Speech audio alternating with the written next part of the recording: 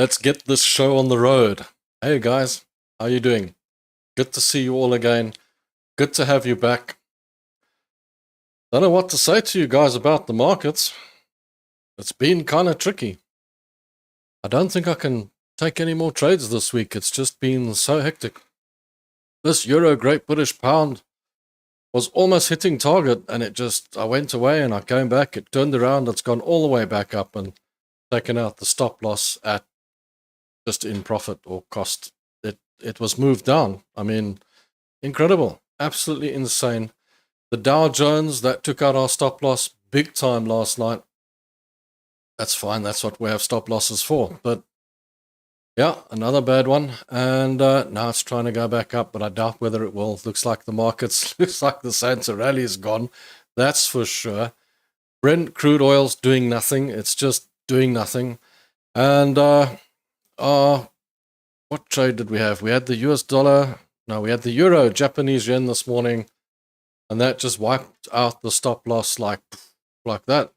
Crazy. Look at that. I mean, it's insane at the moment. The guys are just knee-jerk reacting and jumping around in the markets because of a news event that means nothing. Basically, the guy said we might not rush to reduce the interest rates in the new year. So, yeah, it's getting kind of crazy, and it's that time. So if you had the volatility index, at least that would have made money.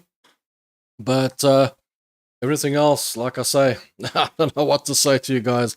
It's one of those weeks, guys. I tell you what, just about everything has turned against me, and yeah, and you just have to deal with that. So yeah, I mean, the most disappointing one would have been this Euro Great British Pound this morning, which was almost on target. I walked away, came back, and look at the size of the bar back up there, taking out. While the stop loss was in profit, it doesn't matter. It's a dead trade now. It's lost. It's gone. Hi, Danny. Hi, Bledo. And hi, Eugene. Welcome. Glad you guys are here. It's almost the Christmas time period. How's it, Kevin? I'm so glad you found it difficult just now. Everything went manic yesterday, and I was stopped out. Yeah, everything goes manic when you get some silly news, Kevin. And I'm not infallible. I mean, I have my bad months and I have my good months, and I have to accept it. That's trading. Trading. No one can really tell you with an honest face that they have a 12-month a year run where everything's profitable. That is not so. And as I've told you guys 100 times, the market's 50-50. Everyone loses in the market, even the best. I've seen actual pros sitting in, these large companies doing trades and struggling and trying to trade for themselves and struggling. They can't make a living. So, to be a 50-50 trader is quite tricky and quite interesting. So, how's it, Wendy? Okay. Happy to listen in on the morning. I'm on the road for now. Hope you're going on holiday. But I did want to show you guys in detail how we do the support and resistance. But what I was thinking, Wendy, is I'll actually make a nice new video for you guys. And what I'll try and do is I'll try and go over it really, really slowly as well, so that you can understand the price action and the support and resistance clearly. But I will go over it again today. I'll just wait for a few people to pitch up and turn up and be here. And we'll go over it a little bit slower. Wendy did ask as well. Okay, so Kevin says, I've had a bad couple of weeks. Yeah, it has been a bit of an interesting time. Every time you sort of grab a trade, it tends to, I don't know, whack us. And I have this policy, if I've lost 3 trades, I've got to walk away and think about it. And I haven't lost 3 trades, but come on, the Dow Jones are definitely lost. The Euro Great British Pound, while it was a almost break-even trade, it's just a dead trade. That one went against us. And what else have we? Yes, and also this Euro Japanese yen, we lost that. So that's 2. At the end of the day, I've had 3 stop outs today. Effectively, I've got to look at it. I've got to say, whoa, what's going on here? But I think it's just the volatility at the end of the day, and it just isn't playing. It isn't playing ball. It's not doing what it's supposed to do, I think. And that has had an effect on the trading. that happens, and it's just one of those things. Unfortunately, I hit the funded trader account as well because I had about 5 or 6 trades open there, and they all got stopped out. We still got the account, but it's tight now. Ooh. The Sheck family. Hi, Rob. Are you from the UK? Originally, yes. I was born in Scotland, but I've lived in Africa all my life. That said, you're probably finding a bit of accent in there because, I grew up with my parents, obviously, and they came here with very broad accents. And I hung around with friends that were also, from the UK and that sort of thing. So, you tend to still have that personality or that kind of accent and whatnot, even though you live in the African continent. But I've lived here most of my life, 99% of my life, well, 97% of my life, I suppose. And I wouldn't change it for the world. Yeah. G'day, Rob from Greg, Brisbane. Yeah, Brisbane. Welcome. Somebody was trying to tell me that Australians are struggling and leaving and immigrating and things are bad there. You guys can tell me, as far as I'm concerned, it's a beautiful country and everything's going well there, but you guys can tell me what that's about. OnlyVans Tribadias. Hi, Rob. Joined today. Looking forward to your knowledge. Good show. Welcome. I'm glad to have you on board with everyone else. It's good to see you here. And I hope you gain something from my years of knowledge and stress and strains. I hedged oil up and down last 2 days, but it's getting really boring now. It's doing nothing. Yeah, no, oil's doing nothing. Look, I got oil. I'm actually short oil now, but it's really doing nothing. So besides the trades that have kind of taken me out today, I'm sitting with oil, which is doing nothing. So I'm kind of like, yeah, I just don't know today. I don't know what to tell you guys today. It's just been one of those days, one of those weeks, I suppose. And this kind of thing, normally, when the Fed talks and, you get this and then it normally comes back and settles back where it was. But this didn't settle. It just went straight through, took out the stop loss, which is why dollar cost averaging doesn't work. And I've done a video on that for you guys to watch. That'll be out tomorrow. So yeah, no, I don't believe in dollar cost averaging because imagine if this is a crash. Imagine if this is going to continue on through into January. The amount of losses you would take if you were trying to dollar cost average this. This would be an absolute nightmare. And not only that, also the euro US dollar. Look at the size of these candles on the 4-hour. This could go to parity. The Great British Pound US dollar, same thing. The euro Japanese yen this morning. I literally took a short trade on it here. And look at the size of that candle. That's crazy, man. That's absolutely crazy. Got to stop it. You got to stop loss out. There's no other way. Like I say, you win 5, you lose 5. That's kind of the way it goes. And I'm on a bit of a losing streak this week, so gotta stick with it. Let's see how we go. See what happens. Okay. Hello from Ben in Melbourne. My first time here too. Welcome. It is Ben, eh? So good to have you on board. Welcome. And then it's getting expensive to live there. And you're like, okay, right. I get that. I do get that it's getting expensive, but I think it's kind of getting expensive to live anywhere if you think about it. Inflation is insane. I know here in South Africa we've faced inflation for the last 20 years, so we know what it's about. But I think most of the guys in the rest of the world, in America, UK, and even you guys have maybe only started facing inflation in the last, 5 or 10 years. So it's kind of new to you guys, or maybe the last 5 years. The intense inflation, not little inflation, big moves, suddenly needing double your salary where you didn't need it before. That is, we faced that for the last 20 years where, money turned worthless and, things became so expensive. It's insane. So yeah, that is something you have to get used to. So I wanted to go Yeah, exactly, Kevin. I'd rather be in Oz than the UK. And if I was going to choose anywhere to live in the world besides Africa, I'd probably choose Oz. It's a fantastic place as far as I'm concerned. But anyway, let's get to it. I wanted to go through the support and resistance methods and systems for you guys, so we can get a little bit more. Let's go and have a look here. Maybe I wonder if I should use this or if I should use this. Let's have a look here. Okay.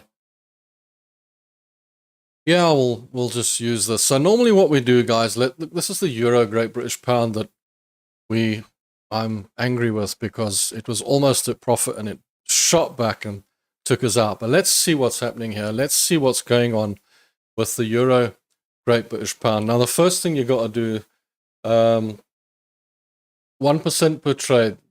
You asked what's the max risk per trade. It's 1% per trade. Okay.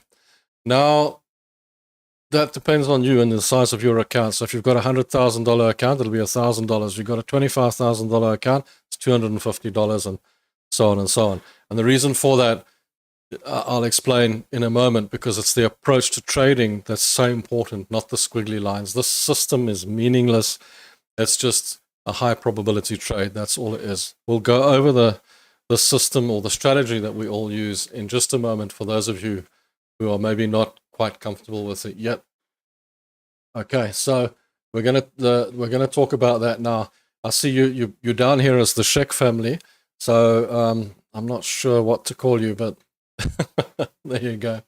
All right. So anyway, there's an for you. If you look at the chart, what the first thing you see on the 4-hour chart is it is bearish. It's in a bearish trend. You can clearly see that. Now, we don't trade with indicators. We don't use indicators. But I'm doing a little series on different indicators that can be used and how they work and that sort of thing, so that you can see how other people are trading. Or if you are using those indicators, you'll know how to use them properly. Or you'll also understand why we're using price action, because those are lagging indicators. But on the front, the system, or the squiggly line system that we use to get our high probability trading, is basic price action, which is mainly support and resistance. So what you do is you look at this and you see it's a bearish trend. Now, then what we do, guys, is we take it to the day chart, because the day is more reliable at the end of the day. And I see I have had the trend resistance and the trend support drawing in here previously, so I must have had a reason for that. Okay, so here we go. All right, I might want to take out this. Let me just see if it's necessary to take out this trend. No, leave that trend in. Okay, so effectively on the day chart, what you've got here is a very nice trend resistance and a trend support. Now, this morning we had our target down here. It almost reached it, and then when I came back and looked again, it had gone up and taken the stop loss out at cost, because I'd moved the stop loss to break even. And I'll explain that strategy to all you guys in just a moment, those of you who don't know the strategy. Now, let's have a look at this. We're on the day chart. What we need to know is, where is our main daily resistance level? Besides the trend resistance, you'll have a resistance in here, which is basically a magnetic area where price likes to get to, and that's where it likes to come back from, because that's where there's money. There's money lying in that area. So effectively, we use the day chart, the line chart, because we want closing prices. We don't want highs and lows. I'm trying to slow down. Wendy did tell me to just slow down and show you guys why. So I'm going into a little bit more detail here. So we move it to the line chart because these are closing prices. If we are on a candle chart, those are highs and lows. Sometimes they don't line up with this particular rectangle that we draw in here. Now, why are we drawing a rectangle and not a line? Because, obviously on the trend resistance and the trend support, we draw a line. Well, mainly because it's a bit difficult to draw a rectangle down that way. But other than that, what you're looking for here is not a line in the sand, because these are just squiggly lines. These are just areas of place where you might find money. And that's what you're looking for. You're looking for liquidity. Now, that liquidity won't be on a straight line. All that's telling you is that where price goes, it comes back, it gets up there, it comes back, gets up there, it comes back in that general area. So you will find money in that general area on a resistance. So if it gets into that area, you'll be looking for money there. Then on the support side, there doesn't appear to be any real support area for the support side. So we'll leave that as the trend support, because that's the only way you can really tell where it's going to. It's obviously at a major low, and there's nothing on the left here to say to you there's any more support down here. So this is the support. The support is your trend support, and that's as far as it goes. And that's why we were short on the trade earlier. It's a pleasure, Wendy. Anyway, so that's a big thing that people ask me is, now you draw in a trend resistance, you draw in a trend support at the bottom, and the bottom one is exactly the same as the top one. You're looking for the points at the bottom. So if this was the bottom, you'd be drawing a support in down or down here, so to speak. But we're below that now. We've broken through that so-called support. So the only support you have is a trend support. So now we're working off the trend support, we're working off the trend resistance, but we're also working off a major resistance here on the daily chart. Now, what you need to do is take it back to the candles. Now, the reason I use the candles is because I can see where the green bars are and I can see where the red bars are. I can see what's coming off and going in that direction. I can see clearly what's coming off green and going bullish. I also can see with the tails if the sellers and buyers are coming back into the market, and some of the candles do depict a change in market structure. So although whatever candle you see, you can download little pictures of candles and they'll tell you what's next and that sort of thing.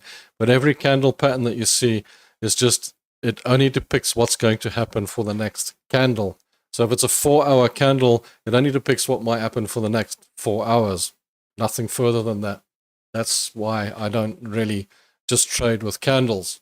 But the candles can sometimes give you some really good information. For example, 3 good candles off of a small red candle would give you an area of demand. There would be some money there. You can use that. Or 3 red candles off of a green candle will give you an area of supply. There'd be a supply of money there which you could use for yourself, which would be advantageous to you. But now you're not trading on the day chart. You're trading on the 4-hour chart. So you want to take it back to the 4-hour chart and see what levels you've got there and see what you've got there as well. But you've got your main levels in here. You've got your daily levels. So now you know what your most reliable levels are on this particular product. We can do this with any product, but I'm just doing it with this because it's here. Now, you see how it sort of flattens out? So now this trend resistance is no longer at a big steep angle. Trend support is no longer at a big steep angle, but it is still there. And you can clearly see where you are in the market on the daily. But you actually want to know where you are on the 4-hour as well, because the 4-hour will give you shorter trades. So what you got to do is just have a look around here and see, is there anything else that might say to you there's an interim trade on the 4-hour which will give me some direction on which way to go. First thing I see, there's a double bottom that's developed here. Double bottom depicts that you might get a bit of an upward swing, but then there's also this downward slant here on the 4-hour showing a bit of a bearish trend, which means there's a trend resistance actually running through here at around about the 83.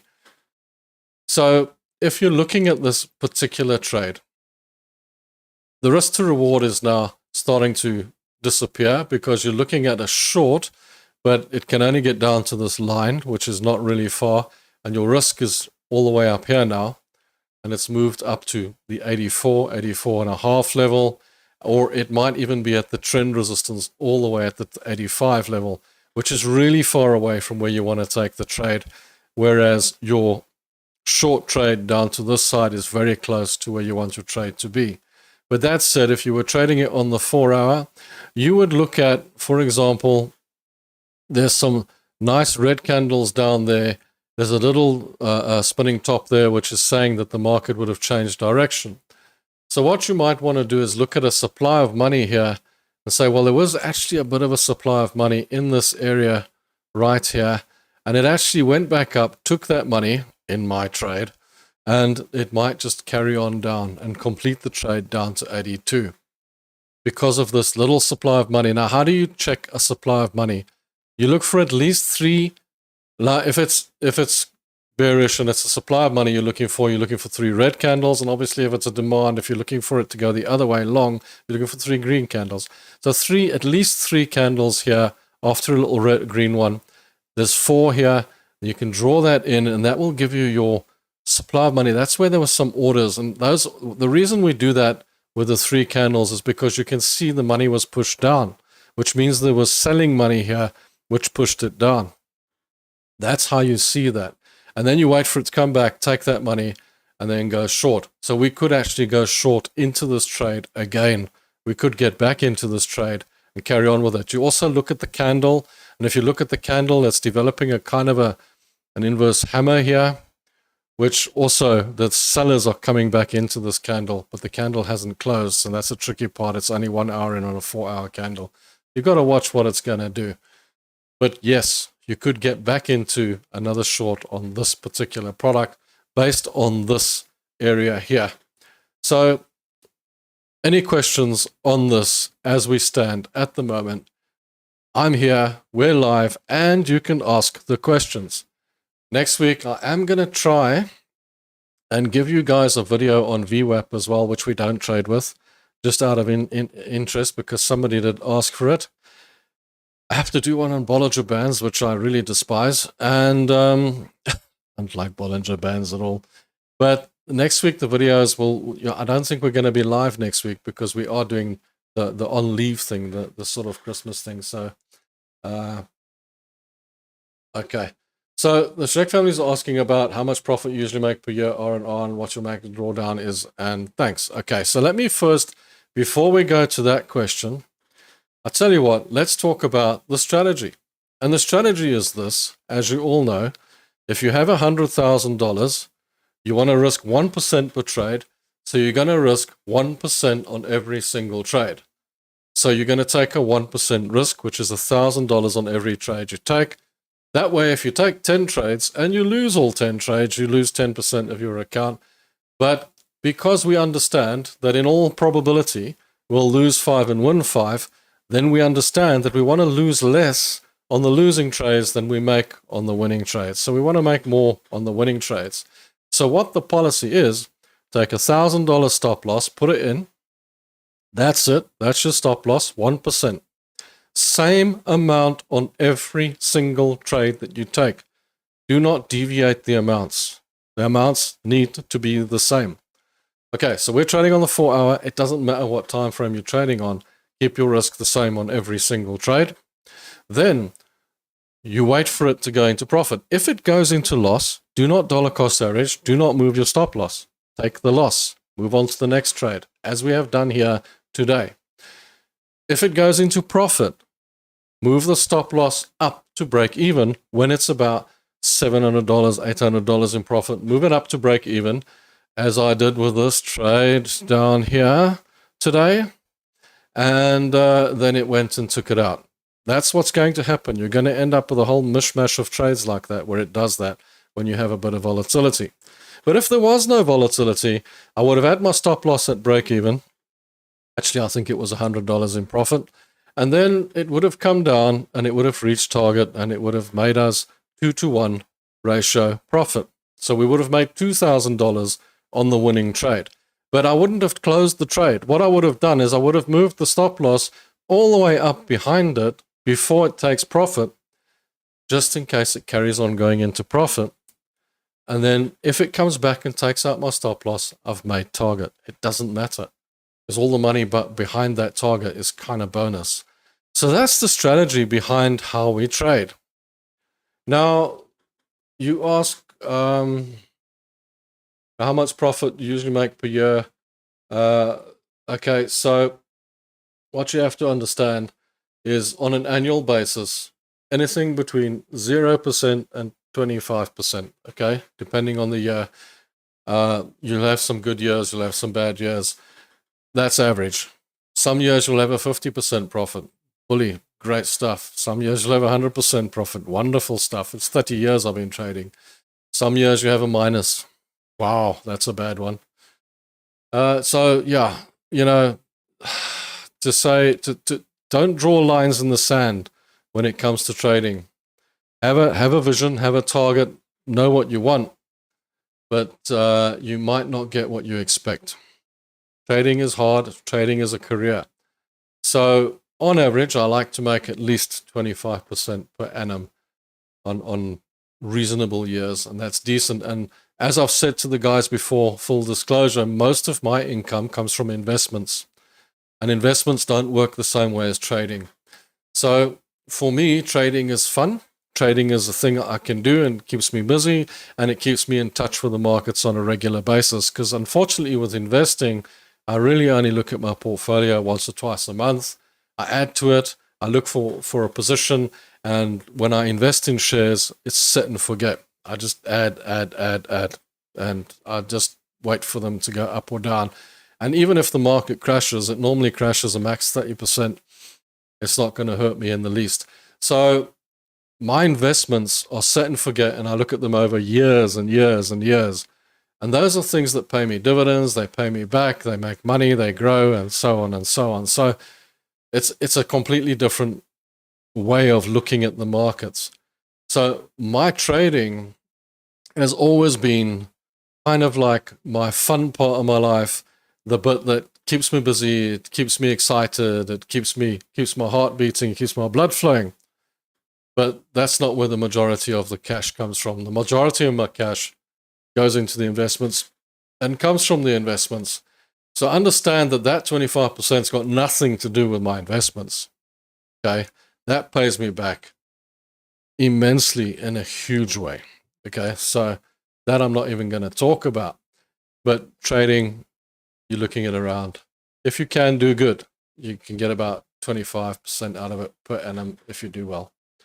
Okay, so I'm short this pair down to 0.80. Danny, I was short, and as I say, unfortunately, I brought the stop loss into break even, and it went back and took it out while I wasn't looking earlier, and now it's going short again. Yeah, I rest my case. I'm just stopping for today because it seems like I don't have the Midas touch on me today, so I'm just backing off a little bit. Okay, so sometimes you start revenge trading, and then you start carrying on, and then you end up just getting yourself into a big knot. How far back do you look to find an area with money in it? Because you could go back and back and back on the chart you're on. I wish I had the charts in front of me. We'll rewatch. Wendy, do rewatch, but I will make a special video for you as well, which everyone will enjoy, of course. Don't worry, she doesn't have to look at her phone. She's driving. Gosh, Kevin, we need Wendy back. Okay, so how far back to look to find an area with money in it? Because you could go back and back and back on the chart on your own. Okay, so where were we? We were here when we were looking at this, right? How far back should we go back to look for money? On the day chart, you want to find your main resistance area as close as possible. So you don't want to be too far away.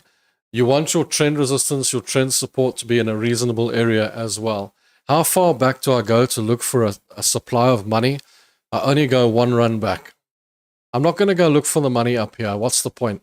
Okay, you want the money to be taken here, and look, it's getting taken there, and it's going down. I should actually go short on this again as we stand right now. I just don't want to revenge trade it. So, okay, so it's come back in, taken that money, and now it's going short again, and it's probably going to continue on short all the way down to where it was supposed to go to in the first place. My initial trade was around 82.60 and or 82.63. Yeah, my initial trade was up here, and then I put the stop loss in at 82.55 or something like that, and it zapped it out. And unfortunately now I don't want to take a trade at 82.42. It's so far down already.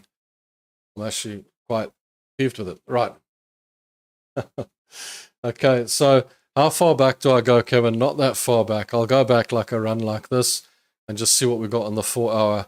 And I'll only use the supply and demand on the actual time frame that I'm trading on. So for example, on the 4 hour, I'll only use the supply and demand there. I'm not going to look for it on the daily. Sorry guys, I'm drinking my coffee at the same time. Okay, so same goes for the demand of money, you know, and also if you're looking for anything else as well, if you're looking for example, if you're looking for some kind of trend, you know, keep it close. Keep it close. Don't try and look for the trend all the way back here. Just keep it close on the lower time frame. Take your main areas from your day chart and take your close areas as close as possible on your 4 hour chart. Okay. I've drawn a zone between 80 and 81 for my target. Euro Great British Pound. Euro Great British Pound, I had a target of 82. I was happy with a target of 82 because that seemed like something it could reach. But otherwise, your targets should be around 81.6 here. You see this? Because that's your trend resistance. For it to get below that trend resistance, that's a little bit tricky. Because what you're looking for is for it to come all the way down to here. And if I'm looking at this, no.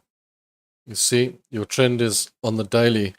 And yeah, where are you there? I got to say, Danny, you got to look at around 81.7, somewhere around there. That's your target. Okay, that's why I had a target in at 82. My initial target for profit was 82 on this particular trade. Okay. You might have pushed the target a bit hard. No, totally. I'll keep on going through it, Kevin, obviously. Hi there, Daniel. Welcome. Good to see you back again. Daniel's always here. And he's been around for a long time and top contributor, always around. Good to see you again, Daniel.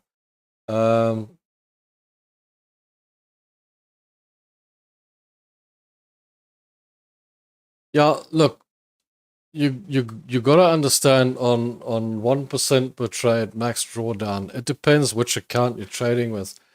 Look, if you're trading with a funded account, you know, your drawdown is based on the 1%. So if you have a $100,000 account, your drawdown's $1,000 on a trade. I mean, if your account's $25,000, your drawdown's $250 on a trade. That's what it is. That funded trader account that we had that's playing around with us is that one has a 4% per day and 6% total drawdown that you're allowed on an account. And yeah, I think that's it. Yeah. So I think it's 4% and 6%.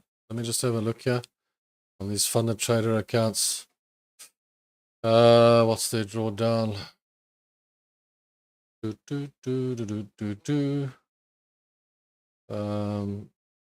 Step Nitro. Overall drawdown 6%, daily drawdown 4%, profit target 10%.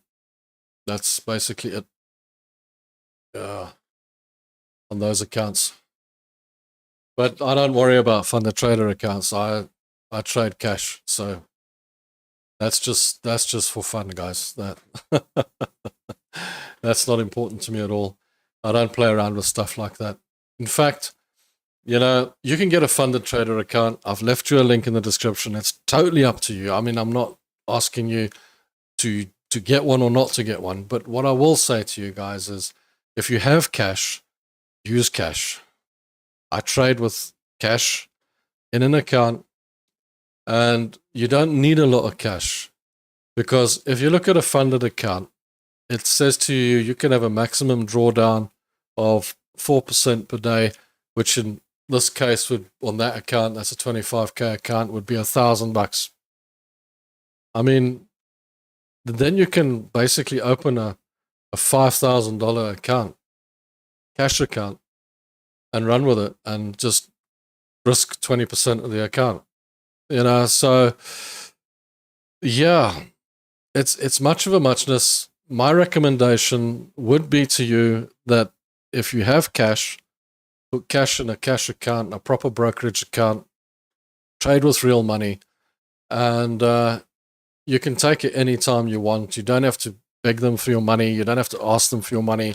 You don't have to only get it once a month. You can get your money anytime you want, in and out of the market. There's a lot of advantages to trading with your own money. The reason I opened the funded trader account was to trade with you guys, because a lot of guys said you can't trade with a funded account with a system.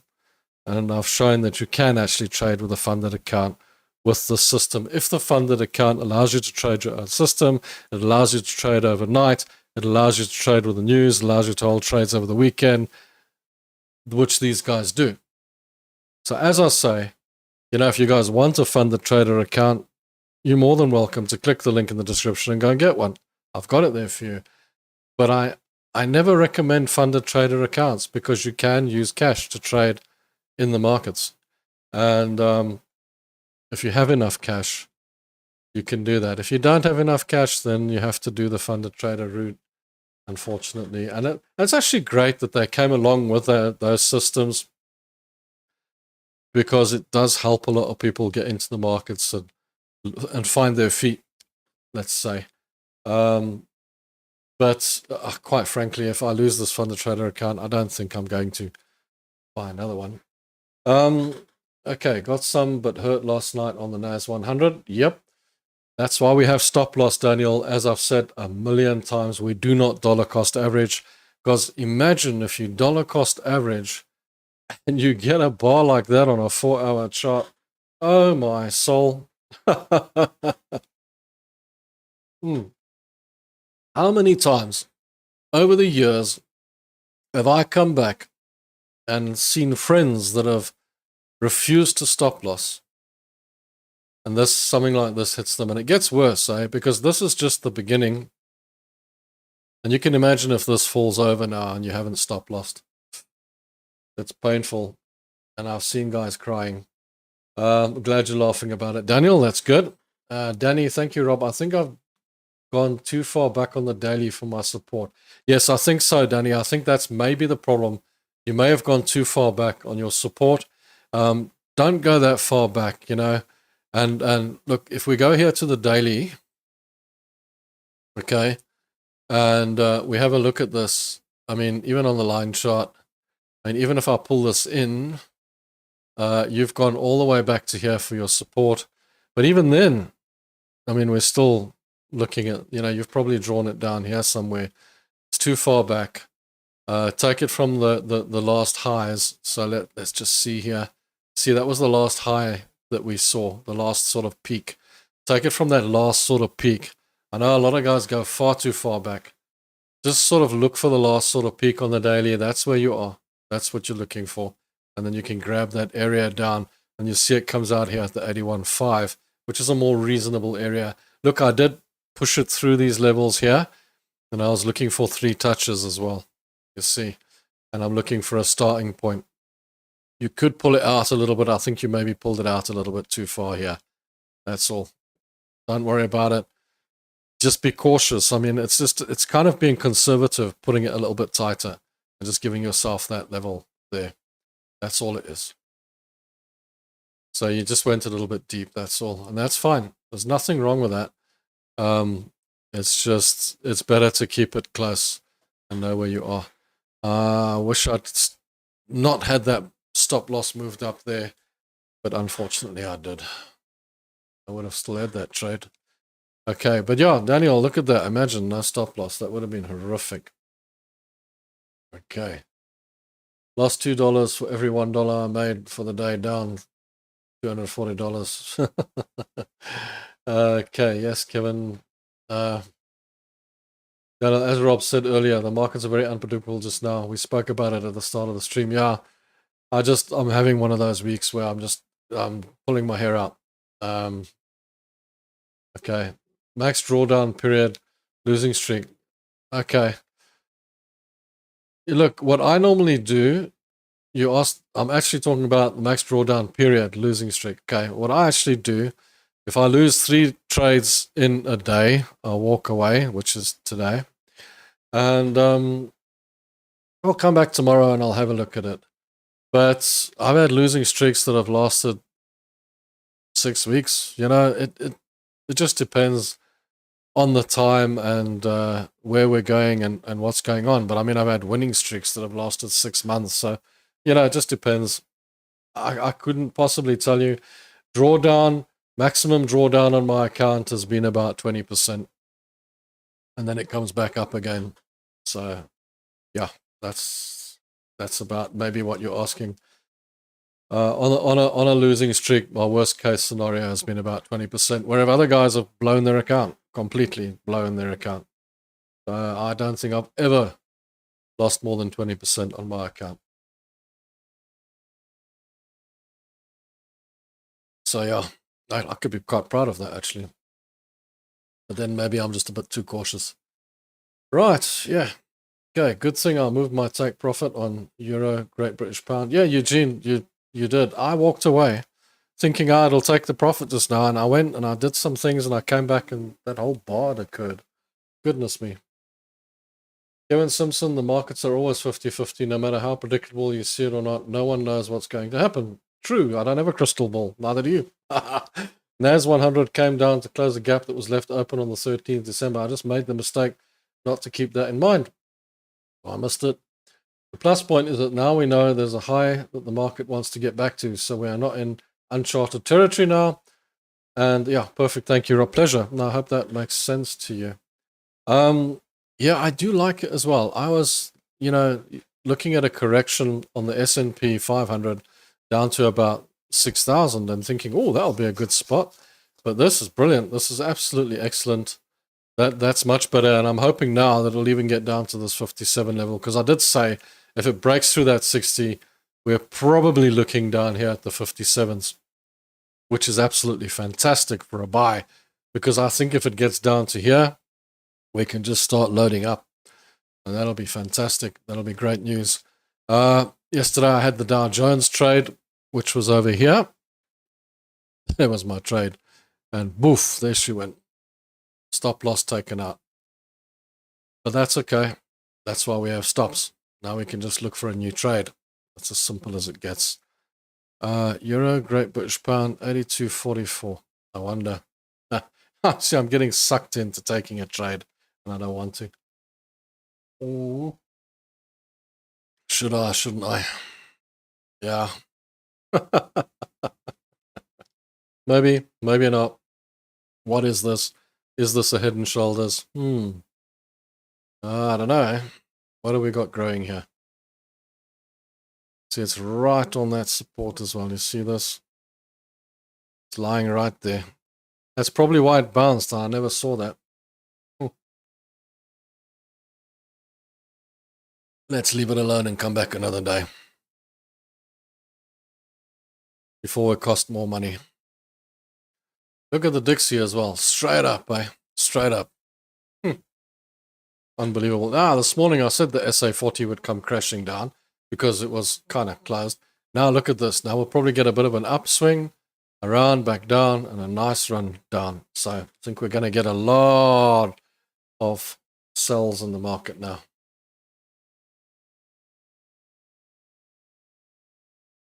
Since this is my first Christmas, is next a full trading week days-wise? No, it isn't. It is not Christmas Day. It will be closed. It'll close early on the 24th worldwide. And the 26th. And then we'll be open again through until it'll close early on the 31st. It'll close on the 1st. Yeah. So, no, you don't get a full trading week next week.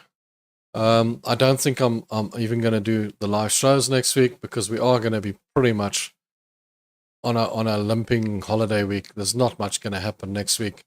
Next week you get the holiday traders trading, so that's when you normally get the Santa rally, but I think the Santa rally's in the dustbin this year. It's definitely gone. Nothing happening here. And Chris is right. The best trades are the ones you don't want to take. So don't tell me that now, because I'm getting sucked into a trade here that I don't want to take. Yeah, no. No, the reason I don't want to take another trade today is because I've had a losing day. So I normally walk away and just come back later. Because otherwise it's just going to get worse. Why Paul says inflation is still on track. Well, yeah, things went just great yesterday.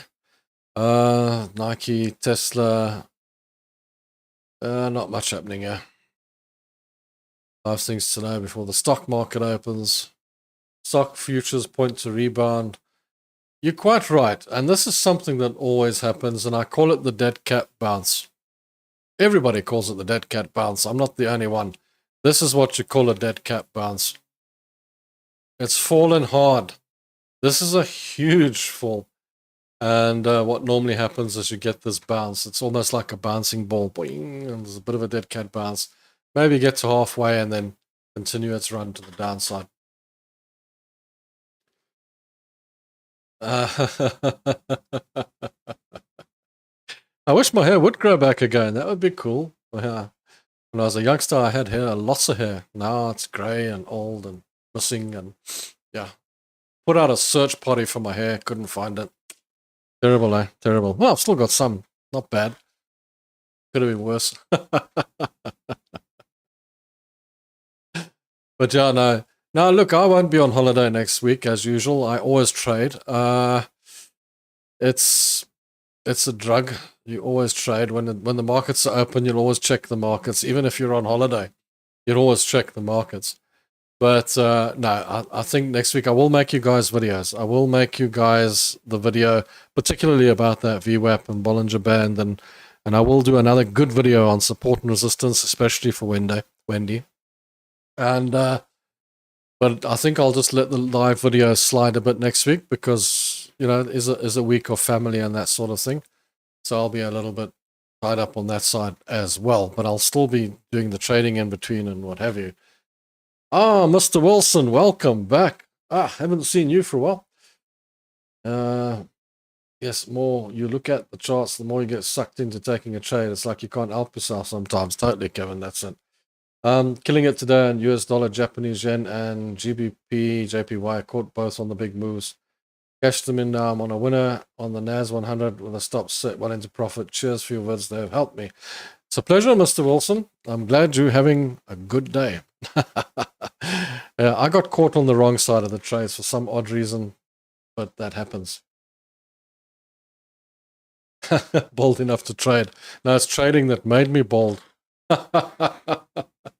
The funny thing about trading is while it's fun and while it's a great thing to do and it lets you live your best life, let's be honest, for me it never was about making millions. It was always about living my best life and not having to work for a boss and that sort of thing in my life.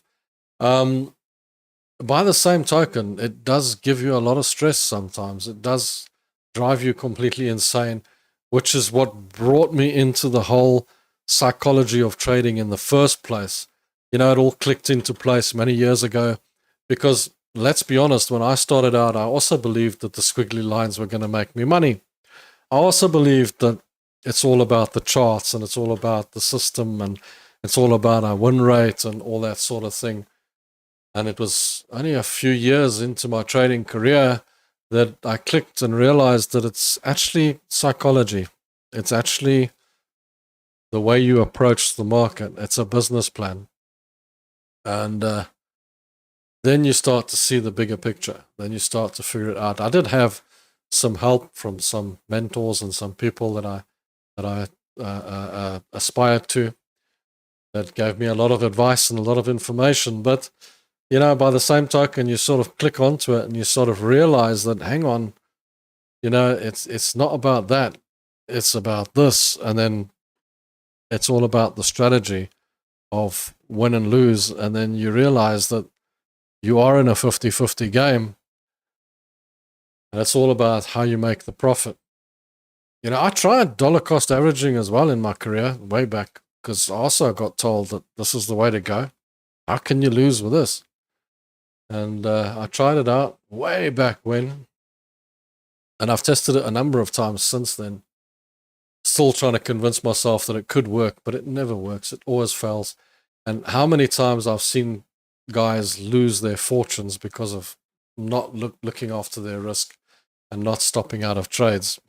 It's horrific. But, you know, sometimes when you see a trade like this one, for example, turn against you and take your stop out in profit or break even and then carry on in the direction it was going in, then you think to yourself, you know, I should have, you know, maybe dollar cost averaging does work. But then you only have to go back and look at something like the US 500 and that'll change your mind. Make you think again about that sort of scenario. I've seen crashes in the market, and I've seen a few.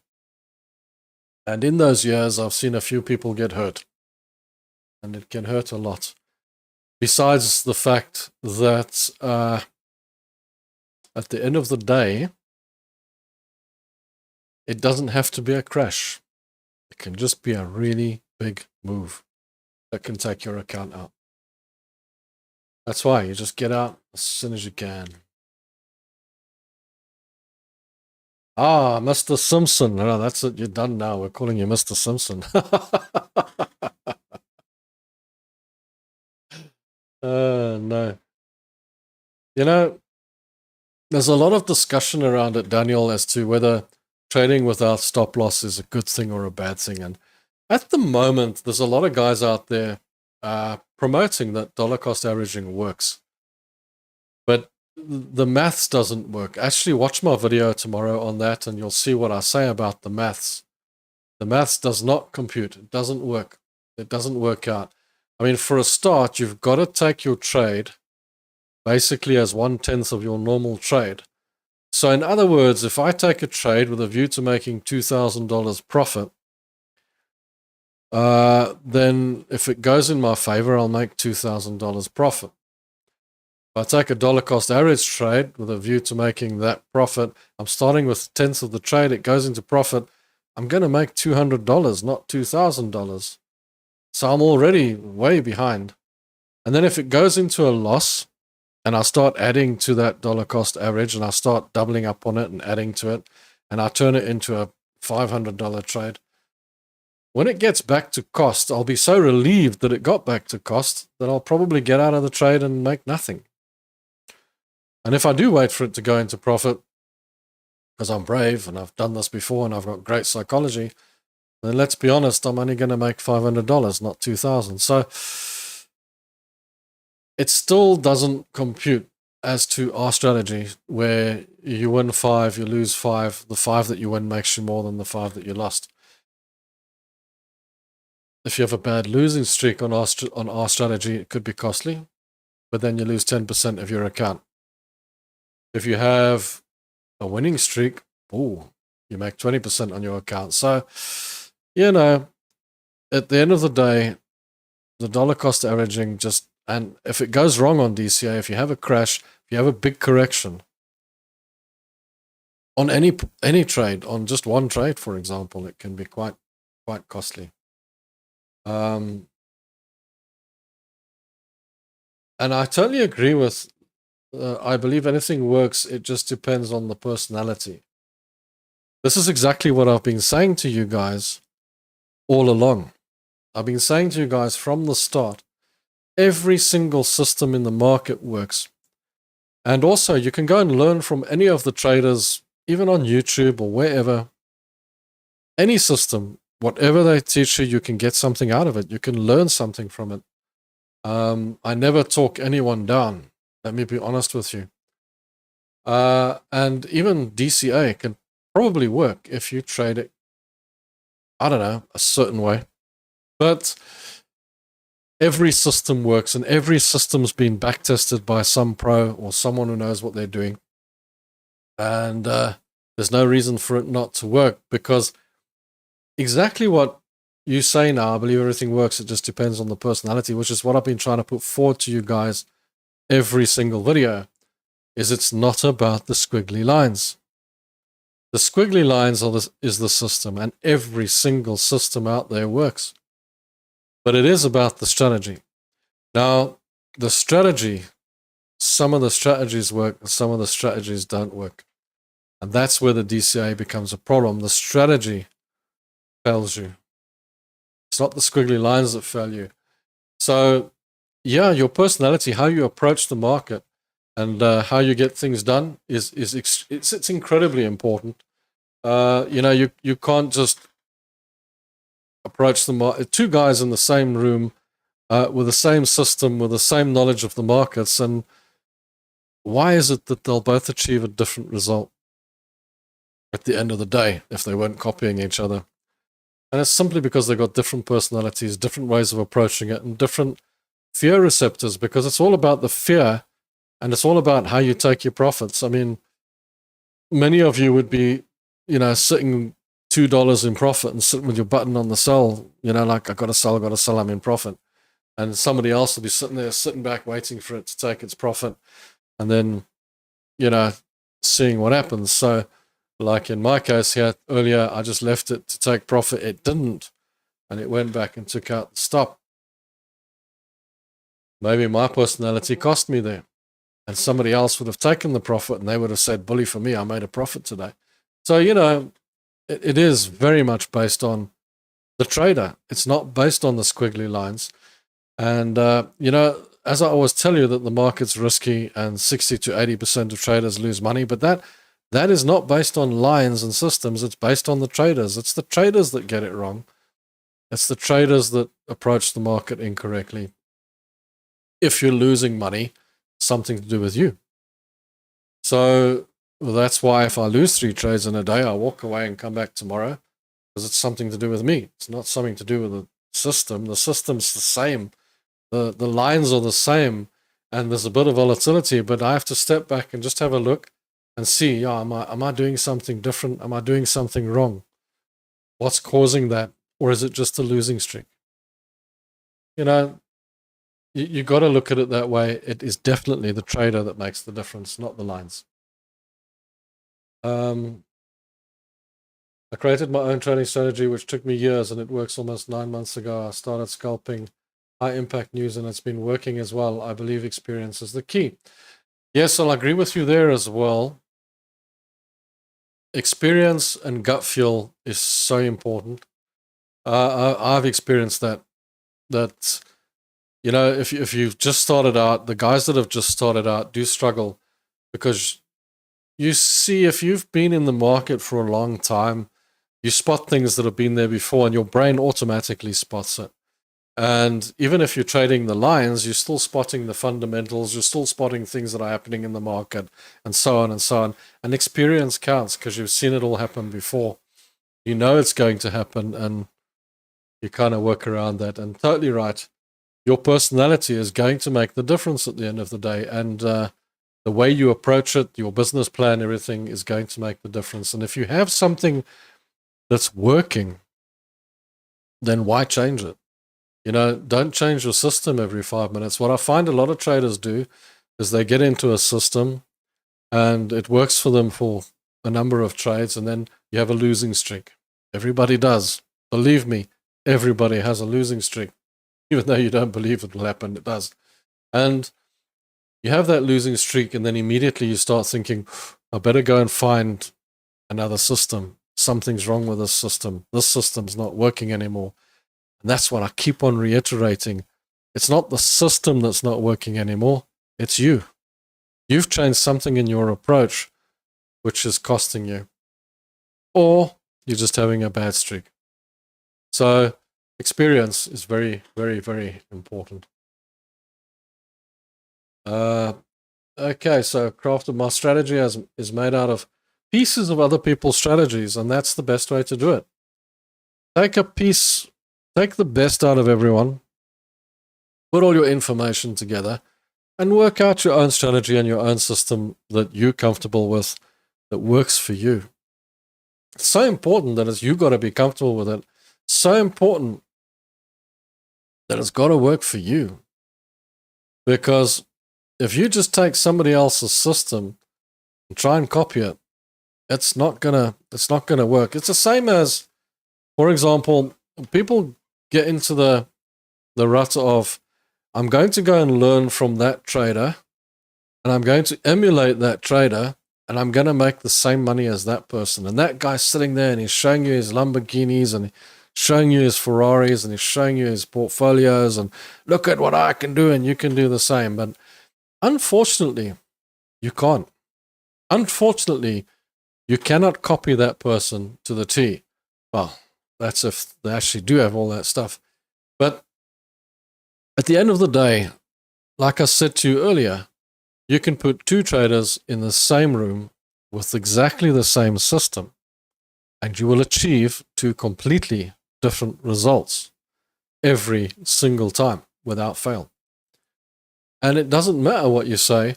You can say to them, trade this system exactly like this. And you know what? They'll get different results every single time. The only thing that will achieve the same result is two artificial intelligences that have got the same programming.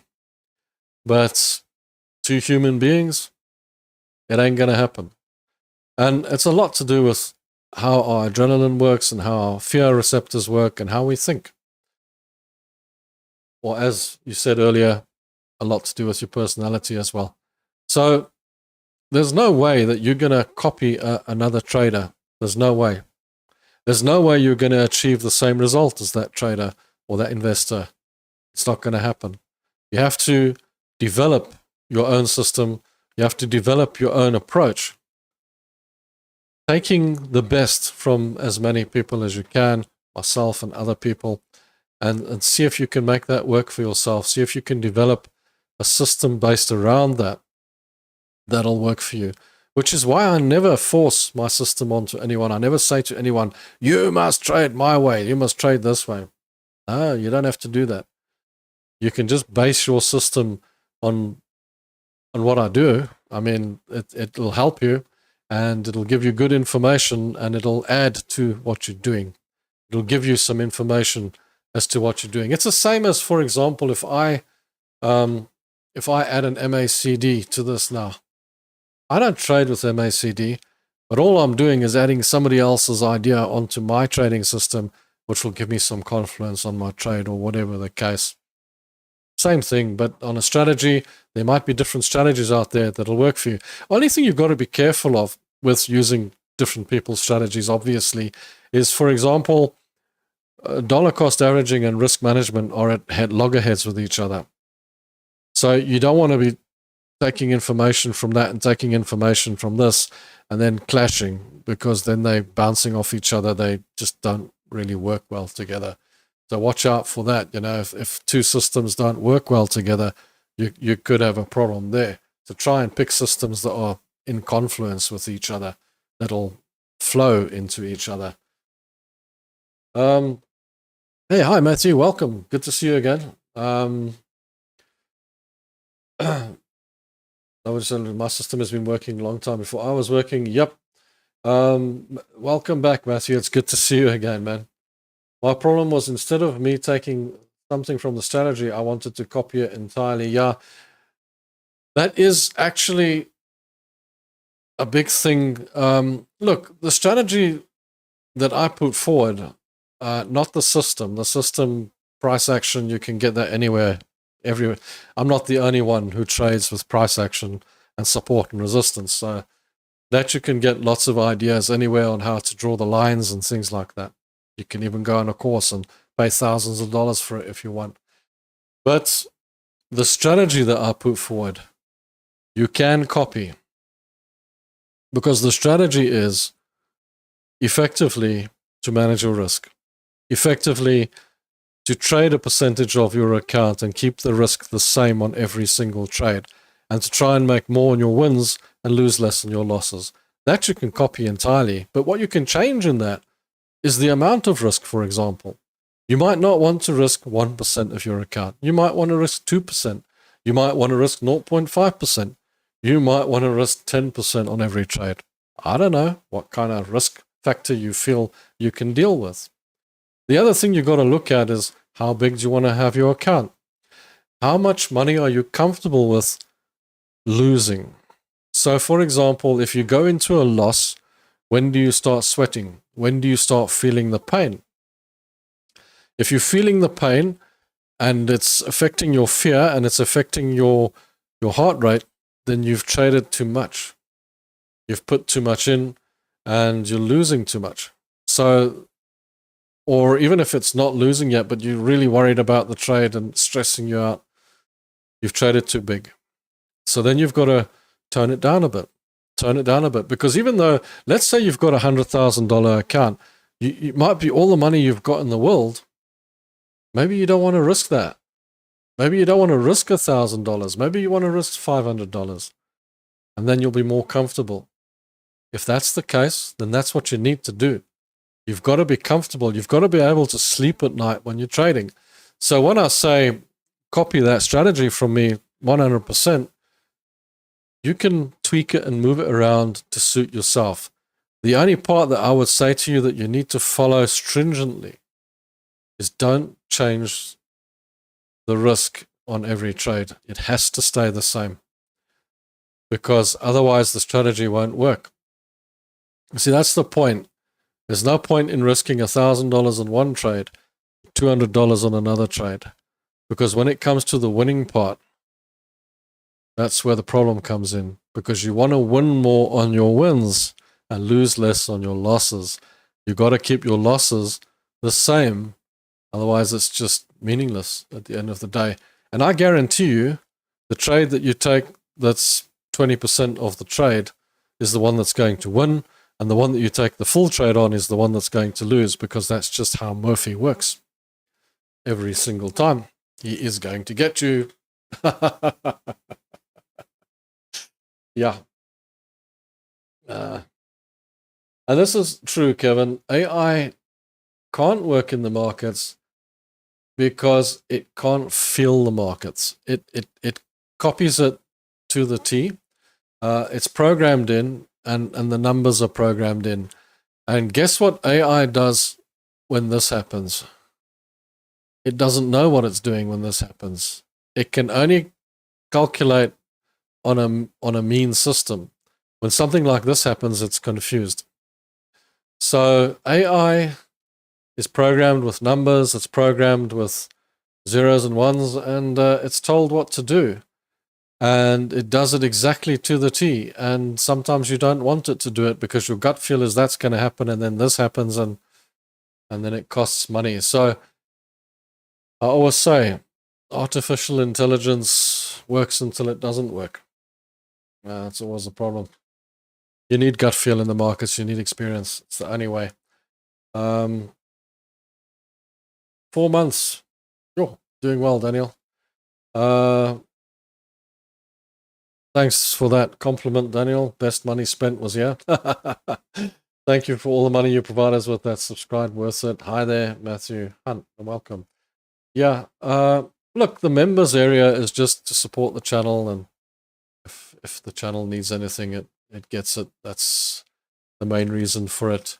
It's a bit like these super chats and things like that go on. It's only to support the channel. Just gives us a bit of worthwhile.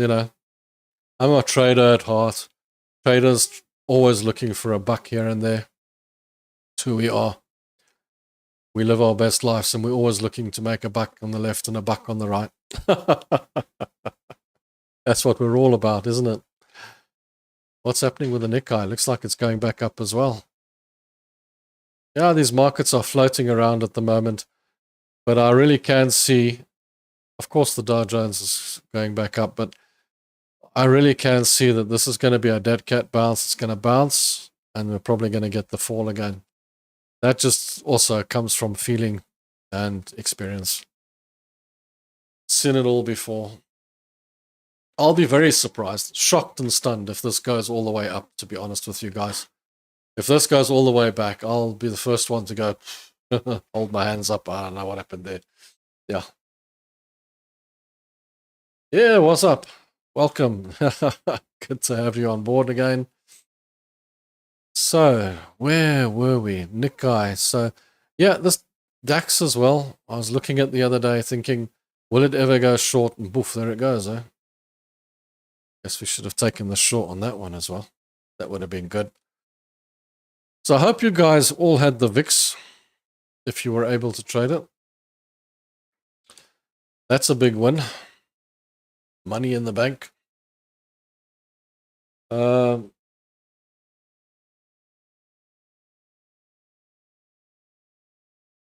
Rob, how you doing? Quick question. When did you decide to move your stop loss after the break-even move? What I will normally do on the break-even move, okay, so you know when we get to break-even, we're about, let's say, $700 in on a $1,000 risk. Okay, so we move the break-even move.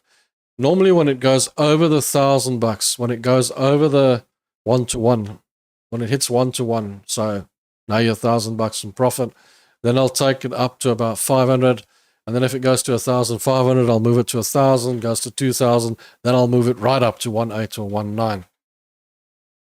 That's how I move the stop loss up when it's doing well. How's the funded trader account going? Really bad. It got knocked heavily today. Couple of big losses. I had 5 or 6 trades on there, and they got hit hard. So it's still alive, but it ain't doing well.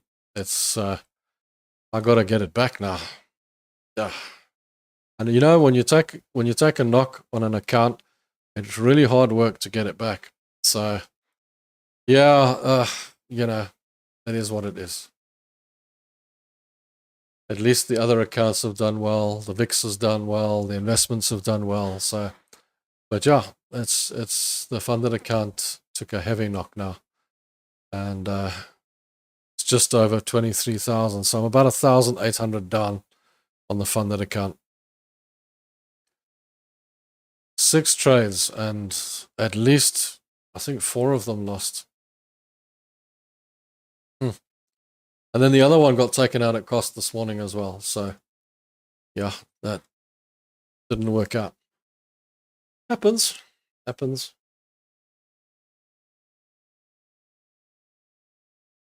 Unfortunately, you got to find someone that allows you to buy the VIX, and then you can make money on it. It does cost you money to earn it, though. That's what I said. And sometimes you have to wait 6 months for it to play out. I think this time we only waited a couple of months, and it played out quite well. Been on a trade on the Aussie dollar, US dollar for 3 days, closed today after the big candle move. But couldn't add another because this move happened while I was asleep. Yeah, this is the problem, especially with the Aussie dollar, US dollar. You're asleep when this happens. But yeah, that's been a nice move. It's been a nice trade. Started shorting Tesla yesterday at 477. Stopped out 4 times. Finally out at 487. Then I started trying to buy dips. Long was down 1,000. Ended day 230. So frustrating to see this. You got to try not to revenge trade. If you lose a trade, take the loss, walk away. It's the only way. Could you make a video on investing, like what companies to invest in, and just leave there for a couple of months type of thing and go in depth so it all works? I will make a video like that. I have made a video on investing before, but I will make another one on investing. A lot of people are not really interested in it, but it is the best way to make money. And you've got to understand that investing is a set and forget game. You know, I just buy it and keep them forever. But I'll do a video on that. Sorry, Kevin. Yeah, you know that membership is really just to support the channel, a bit of sponsorship. But at the end of the day, what I do is I put a video out every morning for you guys with regards to going through the market as to what's going up, what's going down, in my opinion. And I put out this, do I have it here? Trade of the day to all the members. For the guys who get the video, they've got to be on the trade of the day membership. And for the other guys, you can be on any membership. You get this as well. That's just so that the channel gets a little bit of sponsorship. So kind of like I'm not working totally for free. But yeah, I don't mind, because I don't mind at all. And I'm not selling any courses to you guys or anything like that. And I'm not even trying to sell you those signals. I just do it as from me to you, and as a thank you for that membership, so to speak, for that sponsorship. That's all. So it's not a thing I'm selling or anything like that. It's just I know you guys are putting in there for me, so I'm trying to give back a little bit as much as possible where I can. Okay, muted. Oh boy. Okay, let's just see if we are still muted. Am I still muted, or can you hear me? Is everyone there? And it looks like it's fine on my side. I'm just trying to see.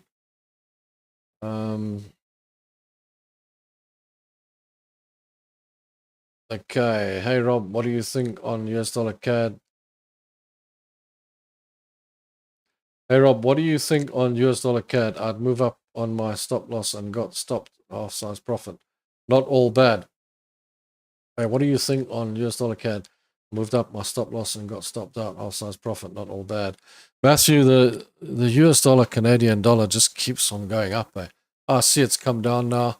It's come down for a retest. It's probably going to take some money here and carry on going back up. That thing is so strong. It's unbelievable. Okay.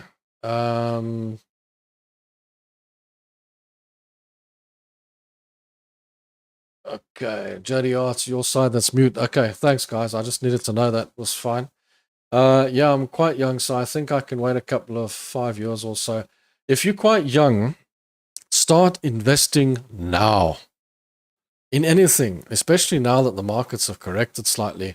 Invest in the US market. Buy Nvidia, buy Coke, buy Apple, buy Tesla, just buy some nice companies, okay? And just, you don't have to put a lot in, and just start adding to it every single month. In 20 years' time, when I'm gone and buried, you'll remember me. Promise you. If you just keep it up, you'll remember me. Okay. Profitable trader does not need to make money on courses. Yep, I get that, totally. Gonna try to become a member once I become consistent with trading. Look, like I said to you guys, I do my best to give you as much as possible. Absolutely, totally free. And like I said, the membership is really for me. Just, you don't have to. It's just the guys, it's like a sponsorship. It's a bit of fun. And I put out a video for you guys every day. I'm not trying to sell you anything at all. Okay. I'm giving you everything that you need. And all I'm trying to do is give a little bit back on that membership thing, so that you guys get some benefit out of it as well. Okay. You're not muted. We can hear you. Just check from the S&P 500. What a beautiful trade, eh? But as I said to you, my opinion, dead cat bounce. It's going to come up. I don't know how far it'll go up. My experience, dead cat bounce, and she's going to go down. Probably come down to these 57s, most likely. Okay, and if you want to invest, you can invest in the S&P 500 as well. That's crafter. You want to do invest. Look, pick some shares and start investing in them, because you'll also get the dividends at the end of the day as well. When they, you get growth stocks, you get dividend paying stocks, right? There comes a point when they can't be growth stocks anymore, and they're so big and massive that they don't know what to do with the money, and then they just start paying dividends to the shareholders. Maybe the shareholders want to be paid, and then you're part of that game as well. So if the company grows to immense size and there's no growth left at the moment, or they're not sure how to grow it this year, then you'll get paid dividends as well. So that's also great. So you make money that way. Or if there's growth, then it'll grow. So that's the nice thing about owning shares. Whereas if you own the S&P 500, you only got the growth. You can only go with the growth. But that said, the growth is immense. I mean, if you'd invested in the S&P 500 years ago, you'd be rolling in it. So yeah, it's great. The S&P 500 is a good one. Any advice for WTI? Yes, I do have advice for WTI. It's the same as Brent. I do trade on WTI as well, and it looks like I'm getting knocked on Brent today as well. It was in profit earlier. It was doing nothing, and now I'm getting knocked on it. But yeah, I'm short. Okay, short. That's it. End of story. I'm short. I'm looking at it going down. I think it's going to go down, and the WTI will do exactly the same as Brent. So I don't see it going long at the moment. It is going long at the moment, at this very moment, because of this most likely because of this dead cat bounce, most likely because these markets are trying to, people think that the markets are now recovering somehow, but they're not going to recover. They still got a way to go. People don't get excited the day after that message. The message was no more interest rate cuts. I don't see a Santa rally. All I see is slight dead cat bounce and then off the way down again. So Brent, I remain short. I believe it'll go short. And the Brent is same as WTI. I don't think I even need to put WTI up here. But we can if you want. Same thing. Exactly the same thing. It's just that I trade on Brent and you trading WTI, but it's exactly the same trade. It's just a different price. It's $70 on WTI at the moment, and it's $73 on Brent. That's the only difference. It'll go the same route. But there's a bearish trend. It's trending down. And it did come all the way down, retested here. It's now also doing a dead cat bounce. Probably go short again and go through this back down to the 70 levels. So yeah, that's my advice on WTI. Well, not advice. I don't give advice. It's just my feeling on it. Given Simpson, I can hear you fine. You know who has the highest dividends at the moment? I see the Sheikh family is asking. Is oddly enough, and you're going to find this funny, but it's not an American company. It's a British company, and it's in Britain and South Africa. And it's a company called British American Tobacco. I get 8 to 9% dividend yield on that. It's quite insane. Quite a large dividend paying stock. The US stocks don't pay big dividends. They tend to be a little bit down on the dividends. 2%, 3%, that sort of thing. A lot of the UK stocks, SA stocks, are a little bit better on the dividends, 5%, 6%, 4%. But like I say, British American Tobacco, they pay a fortune in dividends. They pay big dividends. Okay. And then also, I mean, NVIDIA, there's nothing. Is it Coke? I think it's like 2% or something like that. McDonald's is 2 to 3%, if I remember correctly. Somewhere there. Yeah, it's a different one. That also changes. You just have to look at the dividend yields. All you got to do is go to the companies.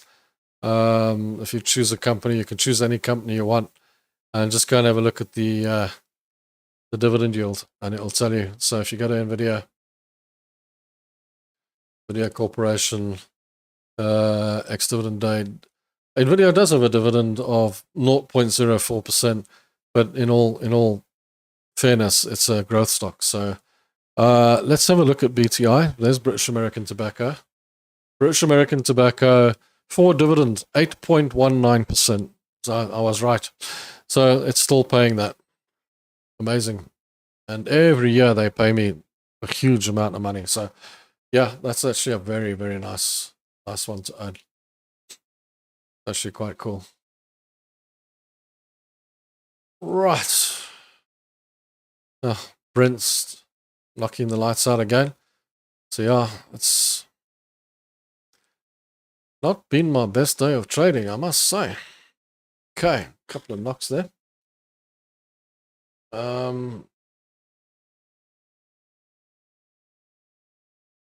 Business something for the guess not all bats profit goes up in smoke then. Well, it's no longer a growth stock really, but they are growing because they're going into the they went into the vaping sort of scenario, and they're looking at other things to do and what have you, because of all the regulations that are coming out on vaping now as well. So yeah, but cigarettes still make money. It's amazing, absolutely amazing. I'm long on the US 500 and just moved my stop loss into profit. Lol. Well, there you go. You're fine. NVIDIA might grow way bigger in the future. Just a gut feeling. Yes, that's one to buy. I do own one of those. I do own NVIDIA, so just a disclaimer there. Yeah. It is an amazing dividend, yeah. So yeah, you can get into that. But like I say, BAT's not a growth stock, It's a cigarette company, let's be honest. But they are looking at other avenues, what have you. So, but yeah, it's worth a look if you're looking at dividends. But I don't just look at dividends, eh? I do also look at growth stocks like Nvidia and that sort of thing. But then I own Coke as well and other companies. And like I said, one of the ways to invest, that's Crafter that asked me. One of the really important ways to invest, if you're investing in your own country or even if you're investing out of the country, is to keep your eyes on the market, not the charts, the market. Now, what I do is I'll look at, for example, if I'm looking at a retailer, if I'm walking into that retailer and I'm seeing it doing well, I'm seeing it improving, I'm seeing it catch up to certain other retailers, and I see what it's doing on a daily basis, or even a bank or anything like that, then I see for myself that this is most probably a worthwhile investment, and I'll put my money into that company, knowing that that company is in all likelihood going to grow. And the same on the flip side. If you see things going bad, you can see it with your own eyes, see what's going on. I mean, for example, one of my investments is Amazon. It's been around for a long time. I've been in them for a long time. But I saw the potential, I saw the future, and it's a good company and it's going well. Nvidia, I went along for the ride. I saw it going and I climbed in and I went along for the ride. I must admit on that. And that one's not one that I had any vision on. But I mean, the Amazon one, that was a fantastic trade, or fantastic investment. That's done really well as well. You know, there's a lot out there. You can't own everything. So try and keep it to a minimum if you can. Don't try and own every single stock in the world. You can't. It's just not possible. The Grinch came and took our Christmas profits. He did, eh? Came and zapped the Christmas profits. Yeah, the wee bugger. But I must admit, he's only taken it from the trading account, and he hasn't zapped it from the investment account much. That's fine. And also the VIX pays out, so that's a fantastic one as well.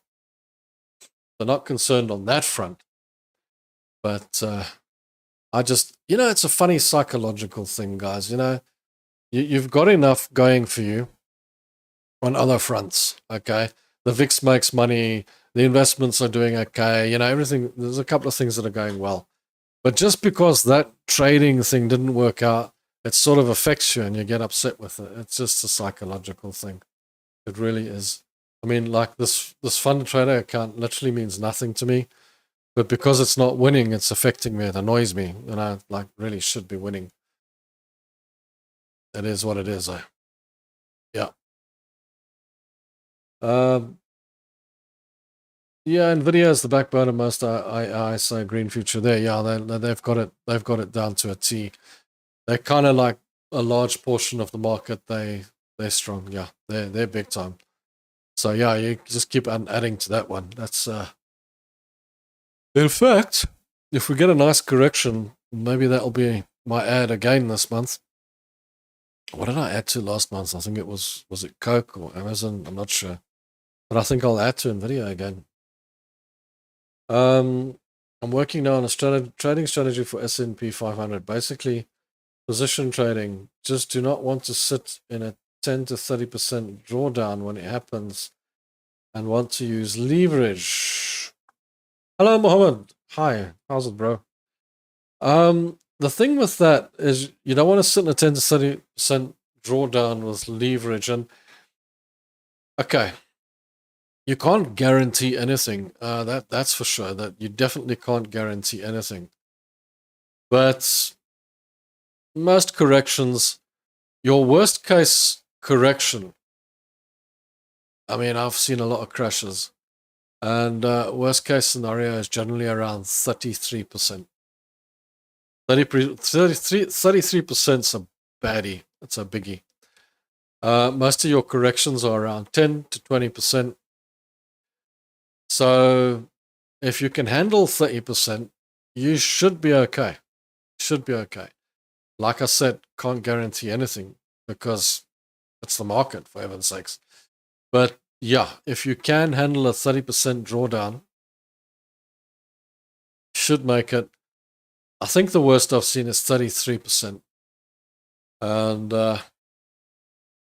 in general, it's usually 10, 15, 20, 10 10%'s a big move in the index on the US 500. 10% is bigger, and then 20% quite big as well. Very seldom you get much more than that. So I think you'll be okay if you can handle that kind of drawdown. And it's a good strategy. It's a good strategy. If you've got the money to hold it, to carry it, you should be okay. Look, and also if you catch, for example, now you've got the US 500, it's on the move.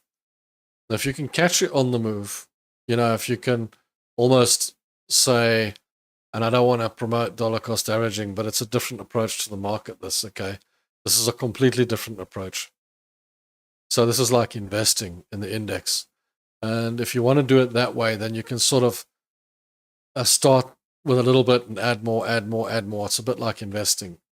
And then if you can handle that 30% move, then you should be okay. But that's a different approach. That's not trading. That's looking for the win at the end of the day. Okay. And that's a long-term view. It's not a day or 2 days. You've got a longer-term view on that. I might not be able to invest now, but do you think it will never be too late to do so? No, it's never too late to do so. Even chaps that are my age can get in and start investing, because in 10 years' time, you'll have loads of money. GBP, JPY reached its resistance. Yep, it sure did. And it looks like it wants to come back out now. So watch out for the short trade there. You might get it. But I mean, that's such a huge green bar. It's insane. And I got taken out by this one this morning. That's also insane. But yeah, it's hit the resistance. You do have to wait for it to play out, though. You can't just trade it. Just wait for it to close, and there's still 35. Oh, wait a minute. It's closing. This bar is closing.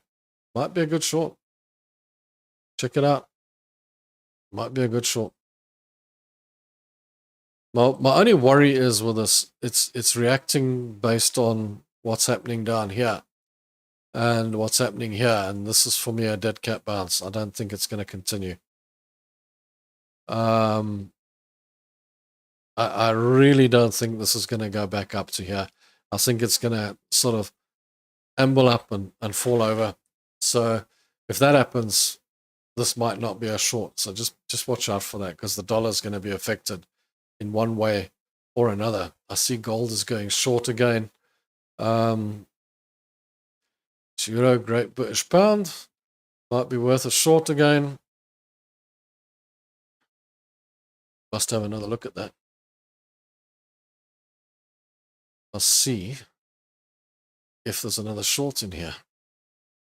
I wonder. Very interesting. Why did we take the short last time? Because it was up here.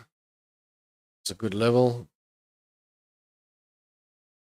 Yeah, as I said, let me just walk away today. Let me not do something silly.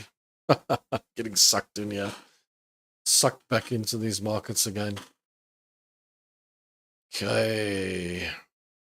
And of course, I'm short on Brent, and that one's going against us as well. So we do have to be cautious on that front. Okay. Actually, I add to you asked if you're adding to your investing portfolio on a dip. I always add to my investment portfolio on a dip, and I also add on a regular basis. Every month, in fact, if I can, just for the sake of it. So I don't worry about what the price is. It doesn't matter to me. It's just good shares, good ownership, and it pays me back in the long run. So I don't even know what the price is of half my shares, to be honest with you. It doesn't matter to me. But if there's a big dip, load up.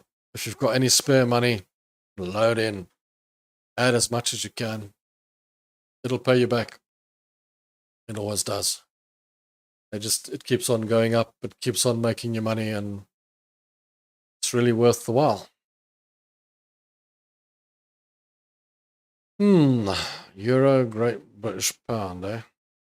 Do we think that that's going to go all the way to the top, or is it going to give us another nice short trade? Why did we get this long thing to the move to the upside? That's quite crazy as well. Interesting stuff. I think it's too early on the S&P 500.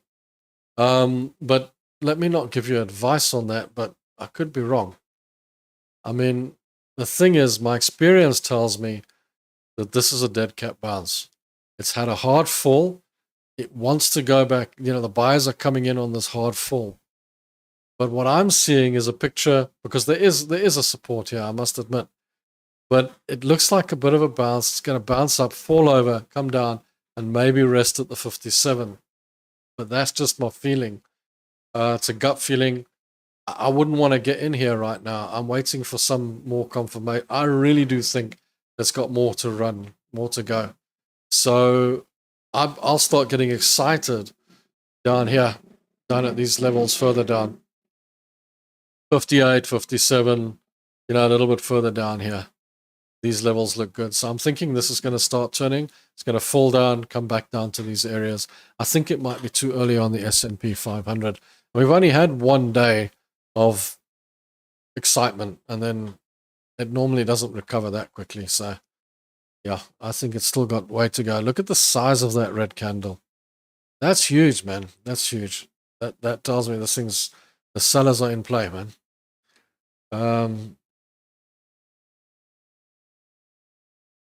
Yeah, no, I think it's way too early on the US 500. If you're long on it, be cautious. I got a feeling there's another red candle coming. Same with the Dow Jones. Same old story. Same with the NASDAQ. Same old story. It's exactly the same. I don't see it just going up from here. Gold looks like it wants to go down a bit. Probably reach down these levels here, 25.50 again. The dollar is strong. Look at it. It's extremely strong. That normally resolves to the upside as well. I don't know, guys. I think I really think it's got some more to play out. I don't think it's finished. People will still be absorbing it today and thinking, should I, shouldn't I? You know, where do I go? What do I do? But, yeah.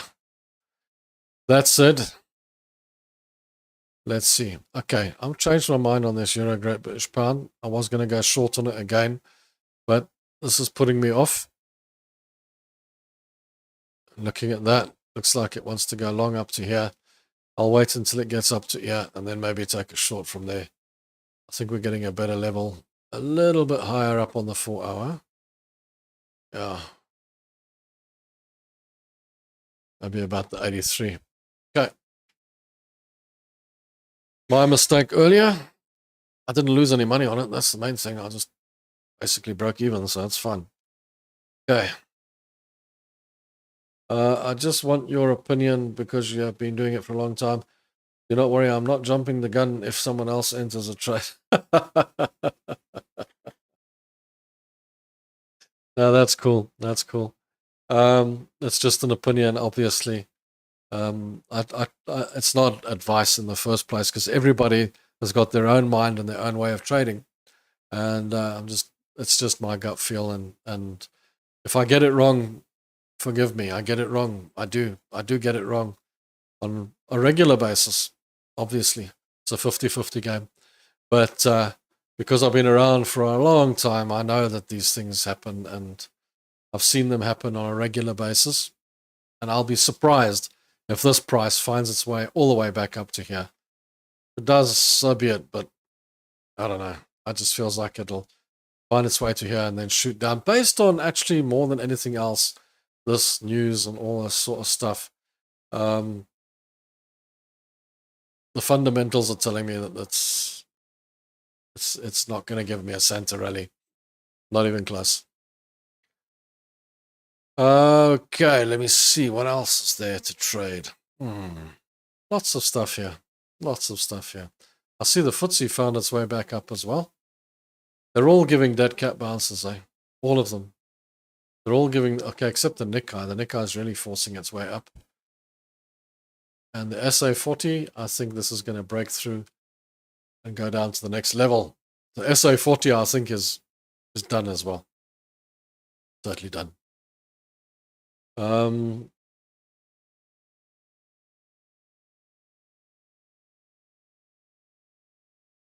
Look here.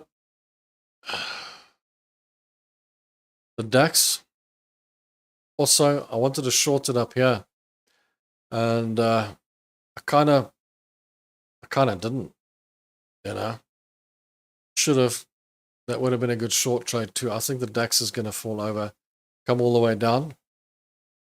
So I'm just looking for a confirmation on these trades. The thing with the DAX is if you look at it, look at this. There's a level here. So I just think that maybe it'll come back up to here, take some money and then go. But let's just see what happens with that. And then of course, Euro US dollar, short. I was going to go long on this. Look at that. It's going short. It's done. It's a sell. So, in fact, it's a sell right now. Euro US dollar is a sell. It's not a long.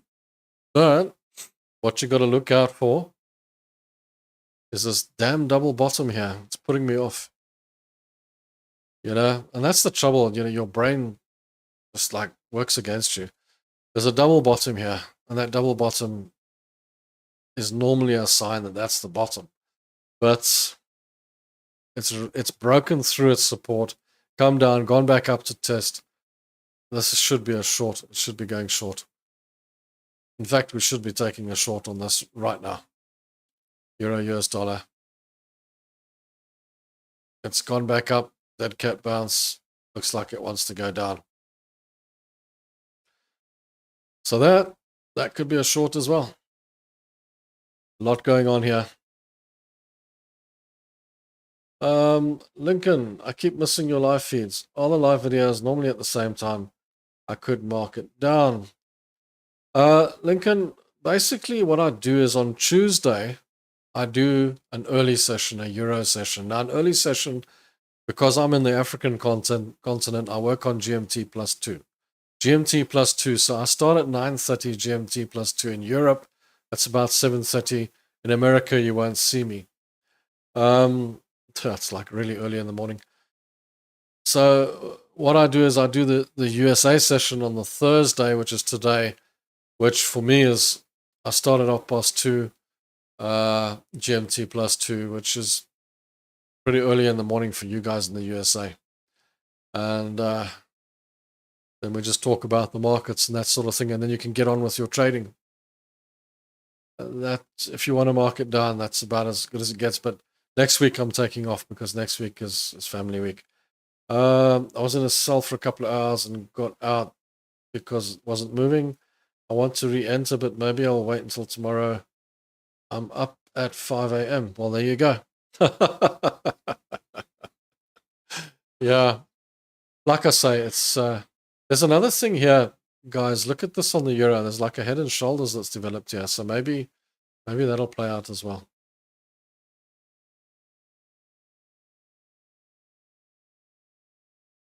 I'll check in and convert TY. Yeah, okay. Yeah, totally. Just have a look at that and just see what time you guys can, pull in and that sort of thing. Anyway, I do have to go now. It's been a couple of hours and I got to go and feed the dogs and whatnot and get on with life. Do have a good trading day for you in the US, and just remember it's holiday season. Thank you, Rob. Your best fresh air. I look forward to more.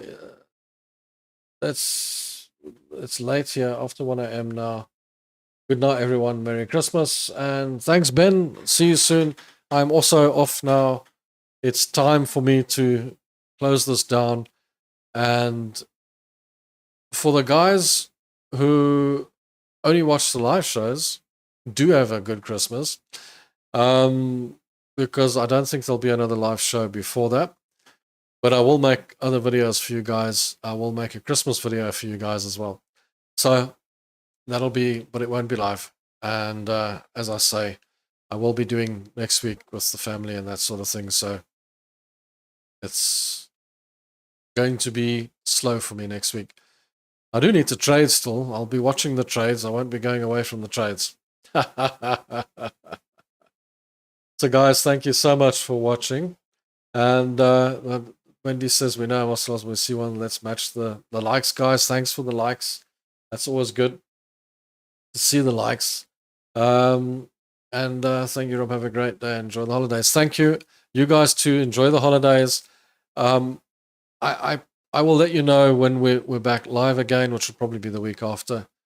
And in between, I will throw out some videos for you guys, and I'll just give you some community chats as well. So I don't know if you guys look at the community tab.